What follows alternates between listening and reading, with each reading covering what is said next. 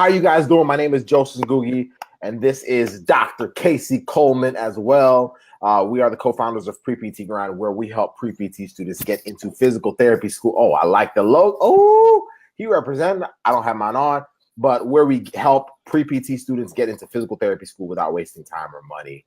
And so tonight we have an amazing topic for you about structure and balance. Casey, as I share this out, would you mind giving us a little bit of an intro about what we're going to be talking about tonight, what significance it has for every pre-PT that is listening, and then we'll go right into it. There are 3 main points we want to share with you guys tonight, and then we will be done. All right, Case, drop it for them. Yeah, this is a topic that a lot of our students, bring up to us. We get a lot of questions. It comes up in phone calls with pre-PTs, new grads, clinicians, the whole nine. So we're going to be breaking it down, and honestly, it's something that follows you for the life. So it's not something that you just have to master now. It's just not a small time motivational, little 20-minute video that we're going to do about this, but it's something that you do have to take into consideration as you grow as a PT student. It's going to be more challenging to structure and balance your life than as a clinician, if you have a family, all that good stuff. But actually, some of our students have probably mastered this pretty good right now, because a lot of them have recently been on vacation or going on vacation now that their PTCAS application is done, kind of early. So a lot of them are on this, second phase or this different season of this whole PTCAS journey, and now they're enjoying the fruits of their labor, the fruits of their structure and balance and putting in the hard work. So that's what we're going to be talking about tonight. This is another pre-PT chat. We do it every Thursday around this time to give you guys some guidance to chat about whatever you like. So yeah, let's get into it. Structure and balance, the pre-PT. I love it. I love it. Tonight, we're talking about the top 3, at least according to what we've seen, in our journeys, as well as, in the journeys of some of our students, the top 3 steps to mastering your pre-PT school life balance. I had someone reach out to me recently. Now, this is not the first person. We have a lot of people that reach out to us about it. And they requested, they were like, Joseph, would it be okay if you talked about this topic? I'm currently, obviously in my journey, but I am struggling with it. And I saw it fit to take care of that by doing this video. We talked about balance before, but tonight we're going to be hitting it a little differently from how you may have heard us present it.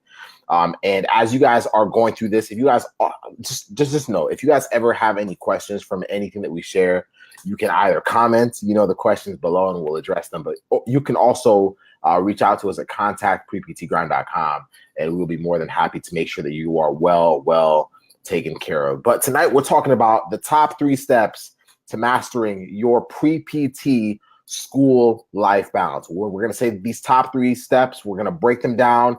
And then after tonight, guys, that's what we're sharing tonight. So it's not going to be a long live stream. So if you do have any questions, feel free to comment them below.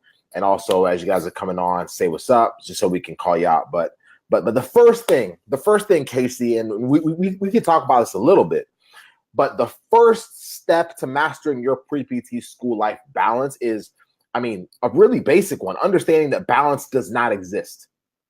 It doesn't exist. I think I've always assumed, and I've always told people, I feel like I even told my patients this today.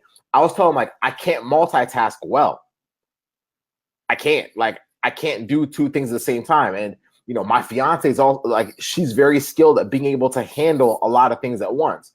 So for a long time, I just felt like, well, shoot, I'm just ill-equipped to be able to handle a lot of things at the same time. And so I felt like, yo, what's up, Aaron Taylor? How you doing, man? But I felt like there was something missing. There's something wrong with my abilities to not be able to do more than one thing at once. But the thing is, the reality of it is the fact that even when you're doing multiple things simultaneously, you're still not doing them all at the same time. Even in that midst, you are turning off your attention to one as you switch your attention to the other, and so on and so forth. If it's 2 things, you're going back and forth 50-50. If it's 3 things, that's 33%. If it's 4 things, 20, your percentage of how much you're able to focus on each thing reduces. So balance actually doesn't exist. It doesn't exist. Priorities do, though. Balance doesn't exist, but priorities do. Everything is priorities.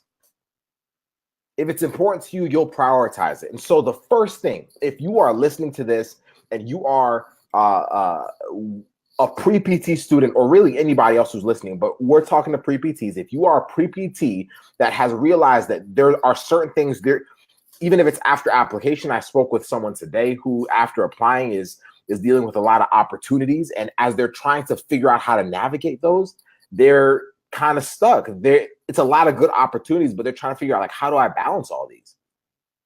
And so wherever you are, whatever stage you are in, if you are struggling with that, first of all, understand it doesn't exist, but priorities do. What are your priorities? Are you aware of them? If you think you kind of know them, that means you haven't really laid it out for yourself to see. Have you written them down? What I like to do, actually, and then Case, feel free to drop fire on this, man. Like, what I like to do is I like to do 3 types of priority levels. And so on my phone, so I take my phone, and one thing that I like to do is the day before, I'll pull it out, the notes section on my iPhone. If you don't have an iPhone, come on now. But the notes section, I'll actually go in and I'll write down all the things that I need to take care of the following day, all the things that are priorities to make sure that on the following day. So tonight, I'm going to do it for tomorrow. All the things that need to be taken care of. And if I can do that, then what I do next is I categorize them. I break them up into 3 groups, like 3 different tiers. My first level ones, I give a certain emoji. My second level ones, I give a certain one. It could be a check mark, a fire, whatever it is. I have a system that works for me, but I'm able to see in the mornings which ones are my top level priorities, which ones are my second level priorities, and which ones are my last priorities. Most of the times we have that flipped. How so, Joseph? Well, think about it. When you're in class and you have an exam coming up, but you really don't want to study, what do? Do I have any other assignments that I could finish? Do I have any other things that I could finish? Can I get ahead in anything else? And you find yourself doing a lot of busy work. And then what ends up happening is now you're like, shoot, I still haven't studied. So the major priority you didn't even take care of. But that's how we treat everything. And that's not just you. That's how we all treat everything. It's almost like a coping mechanism to avoid the top level priority. So write it down. Understand that balance doesn't exist, priorities do. So write your priorities down and understand what level those priorities are, where they are categorized, because that's really everything with life. If you want to live a life where you are able to still be efficient, but appreciate and enjoy everything, like, you have to have priorities. They're also what help you make the right decisions. Because a certain opportunity for Casey might not be an opportunity for me simply because my priorities are different. I might be wasting my time on an opportunity where for him, it might be, gold. And so, Casey, what are your thoughts on this? Like, the fact that the balancing act, balance itself as a whole doesn't really exist. What are your thoughts, man? Yeah, I would like to ask you guys a question, like, what are you even balancing, or what are you perceiving that you're even balancing in the first place? Like, you might think like, oh, there's a lot of stuff going on, but in reality, your friends are just asking you to go out. You got your favorite TV show you want to watch. You got to work out. Then you got this whole slew of PT cast stuff. Mm-hmm. Then, you got classes and work and stuff like that. So what are you really balancing? Is it just a perceived perception of a lot going on, or is it just a lot of fluff in your life that you don't really need to, that shouldn't even be on your list that Joseph talked about? Shouldn't even be on that iPhone, shouldn't even have a check mark by it. Is it just a lot of fluff going on that you're overwhelmed with just a lot of nonsense? Or is it truly like you have to choose and you have to balance between stuff that's important? So that's probably the first thing that you probably have to ask yourself. Is it even worth having that conversation of balance? The next is, whenever we talk about this, all I really want to say is just get your stuff done and move on. Like, that's all I want to say whenever we do this topic. Like, maybe it's just me, I don't perceive the big deal of it, but it's kind of what Joseph's talked about. It's your priorities.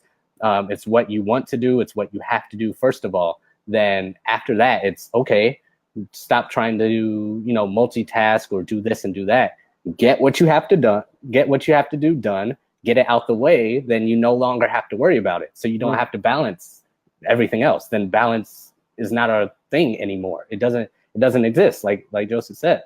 So just get it make a list, make it priority, do whatever you have to do, get it done, check it out, cross it off, throw it in the garbage, and move on to the next thing. Then you have less on your plate. You have less plate spinning. You have less things you have to worry about. You have less stress. You can go to sleep peacefully at night. You can wake up with less stuff on your schedule. So be diligent about it. Just get it done and move on to the next thing. Because you guys are gonna have a lot of stuff pile up as you move through your PT school journey, physical therapy career, and you got to learn to do that. Be diligent about it. Get it done. And move on to the next thing. So that's my thoughts on the first bullet. 100%. So for you guys, that's just the first point. We have 2 more points to share. But in the particular situation that you are struggling with, what it applies.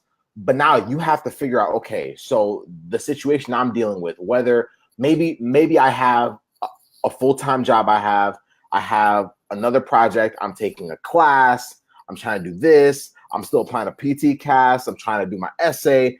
I feel like I'm being overwhelmed. The only, to be honest with you, let me be sincere here. Like, when we talk about procrastination, even, that's where it spurs from. A lot of it spurs from just seeing something that's coming and just being so overwhelmed by it that we divert away from it for that temporary feeling of oh, okay, I'm okay. It's like a temporary pseudo feeling of safety, like everything's okay. And so you keep telling yourself that long enough, those things just accrue. Does that make sense?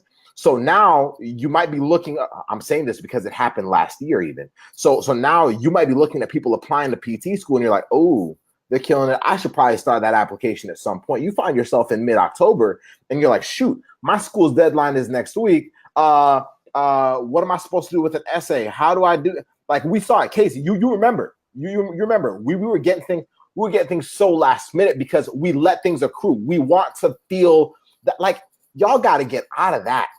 Do you know what's funny? The opposite actually gives you that same rush of that freeing feeling that you get after you get something done. Okay, so let me give you an example. This morning, I woke up at 5 o'clock in the morning, went to my colleague and friend Javier Carlin's place after I got ready. We got so much done before seeing our first patient at 8 o'clock this morning that we were even more energized. So the very thing you're looking for, that boost that you're looking for, that feeling of, whew, I feel good, only comes when you actually take action. When you do something about it. So Casey's right. Sometimes you got to bite the bullet and just get things done, but you're not going to know what the right things to do are first if you don't have the priority set up.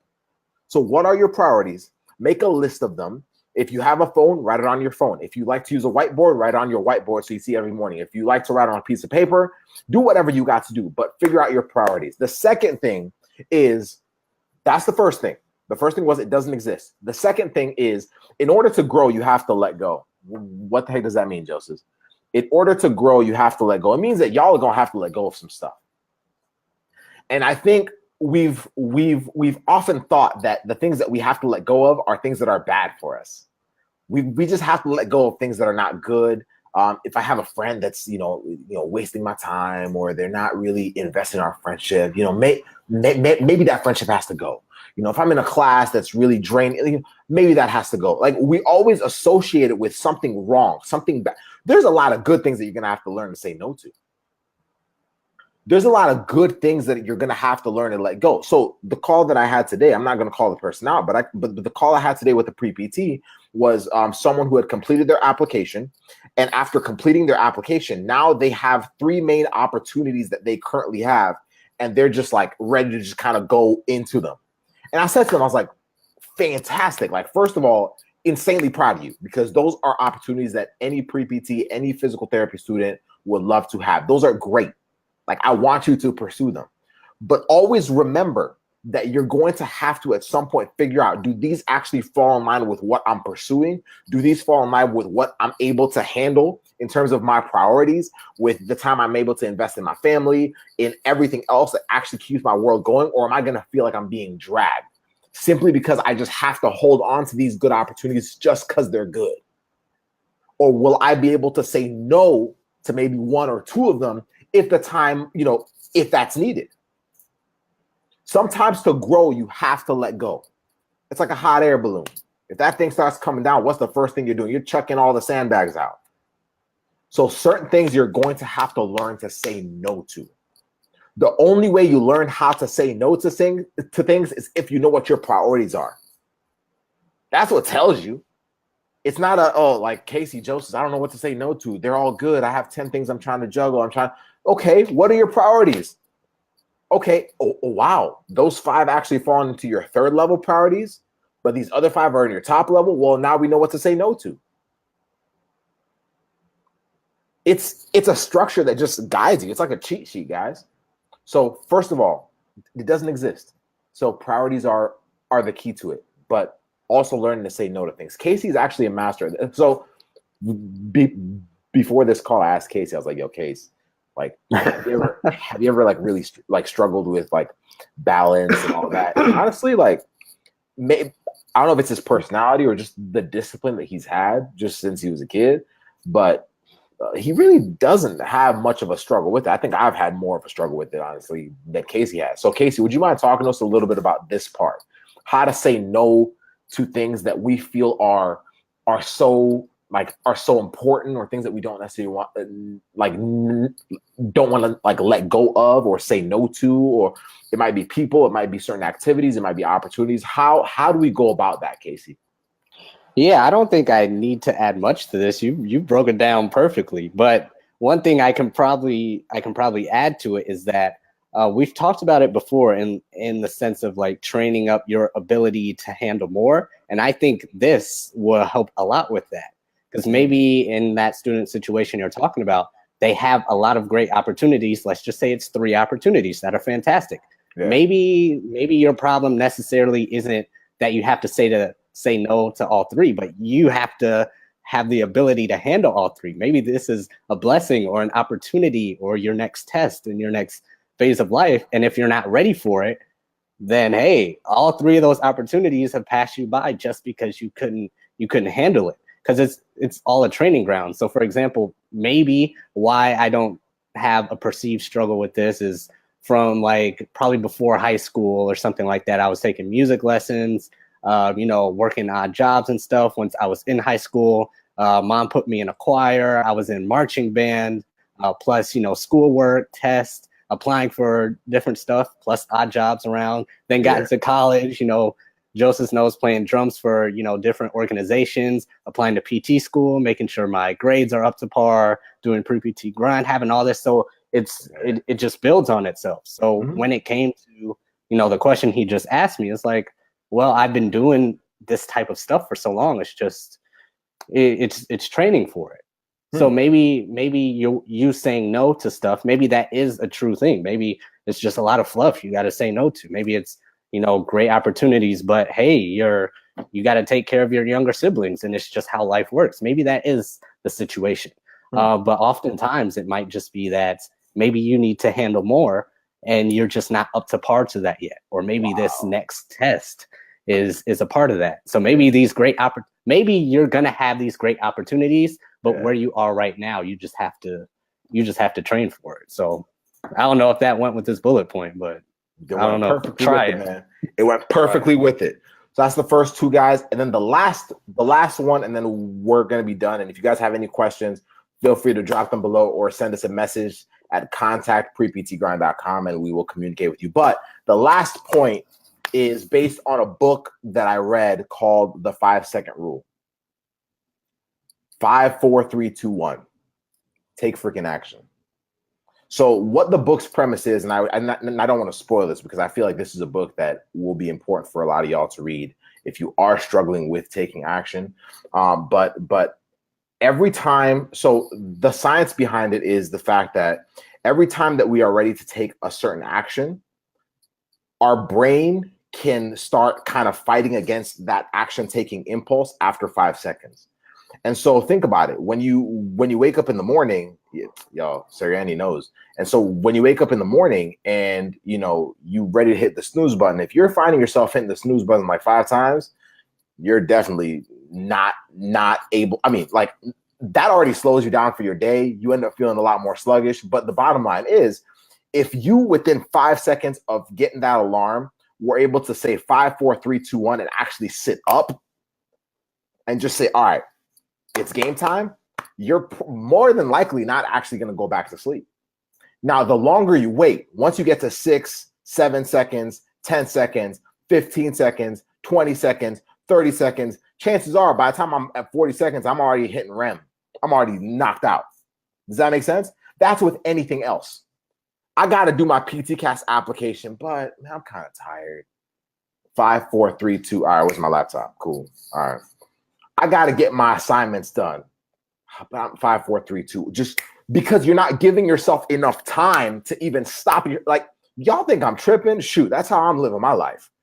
Y'all try that. Try that for like 3 days straight and see how efficient you become.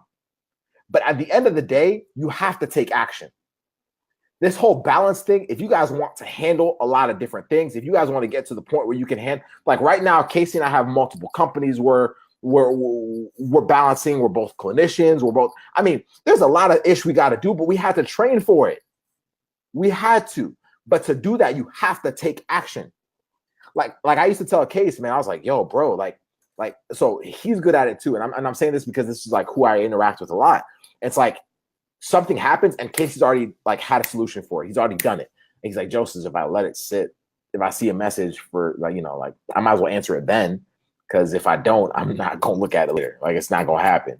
And so he has to act on it then.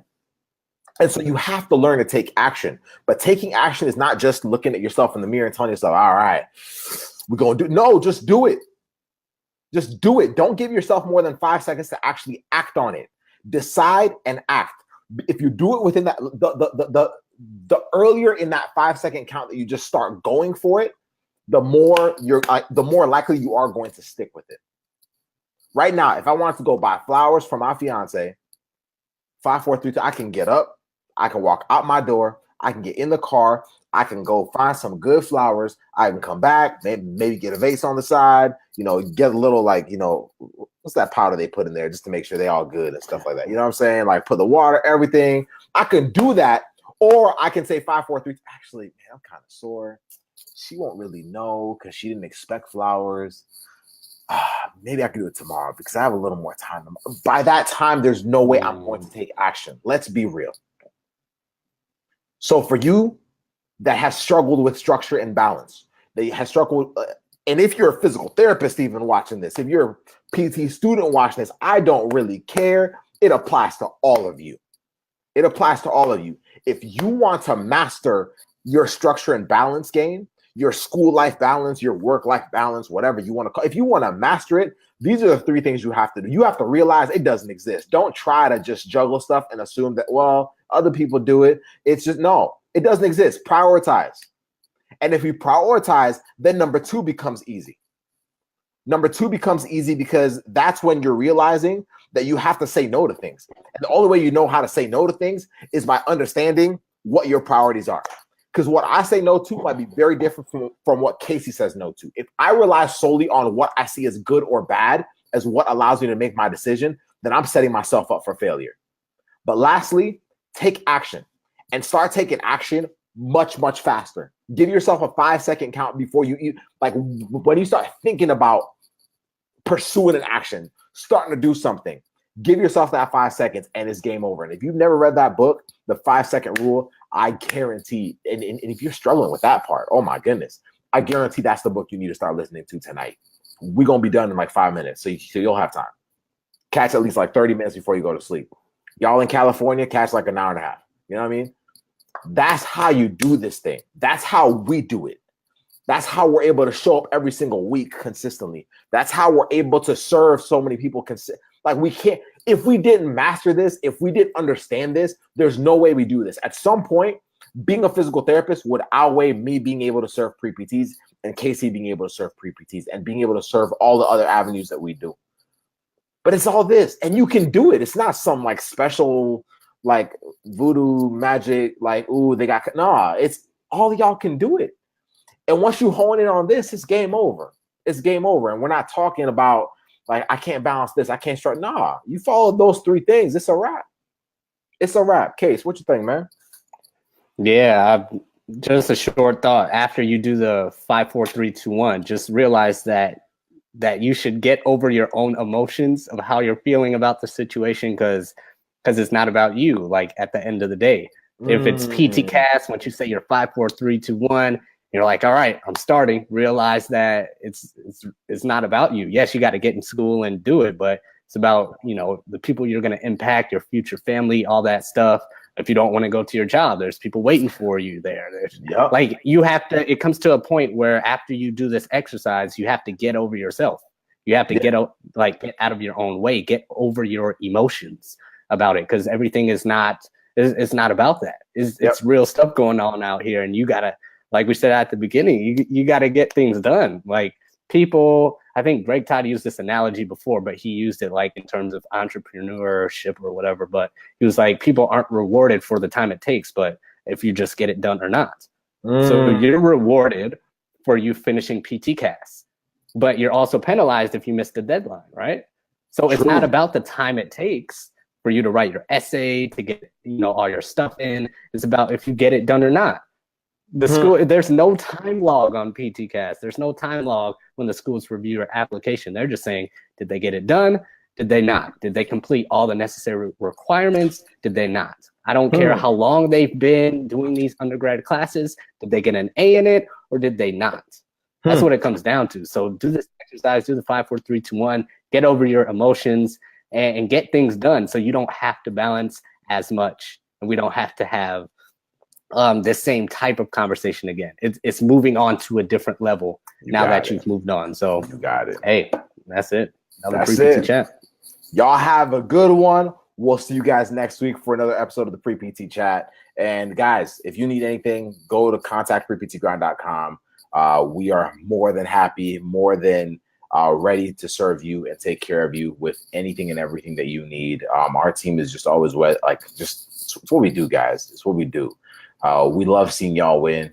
We know that there are frustrations along the way. There are moments where you pursue something. It might be getting rejected. It might be something that disappointed you. Don't give up on this dream of physical therapy if that's what you're pursuing. If that's what you want, don't give up on it.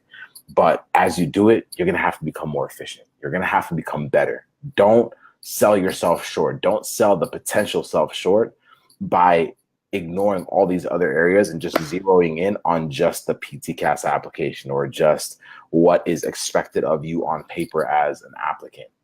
You have to become an all-around beastly / amazing individual.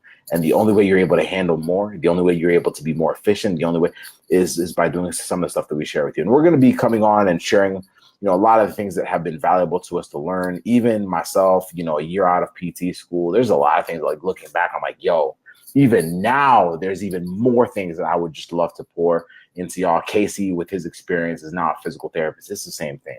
We're here to serve y'all. You guys have an absolutely amazing, amazing evening. We'll talk soon. Be breezy.